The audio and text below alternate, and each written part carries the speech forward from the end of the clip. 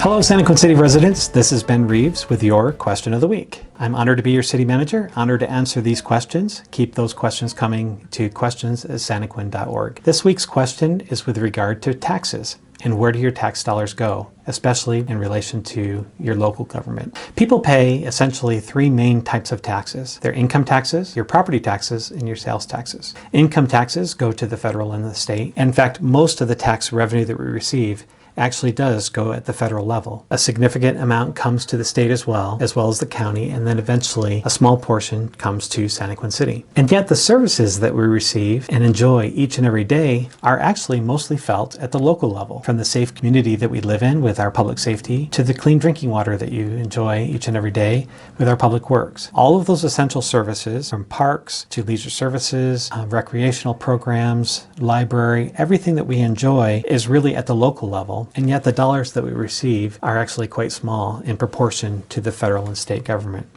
Regarding the distribution of property taxes, a little more than 75% of the money that you pay on your property taxes goes to support the Nebo School District. A little more than 10% goes to support county and state agencies, and 13.88% comes to Santaquin City. That generates about $766,000 per year for our community, which is actually quite small. It's about 10% of our overall budget. And when you consider $766,000 actually only takes care of about 50% of the payroll for our police and firefighters alone. So property taxes are only a small portion of the money that a city receives. With regard to sales taxes, on a $100 purchase, you will be paying 7.25% in sales taxes. 4.85% of that goes to the state of Utah. 1.3% goes to Utah County, as well as to transportation needs within Utah County. 0.1% is the new RAP tax that was just approved by our voters in the last election. But only 1% goes to local government. So $1 on a $100 purchase goes to local government. And that is broken up into two pots. The first pot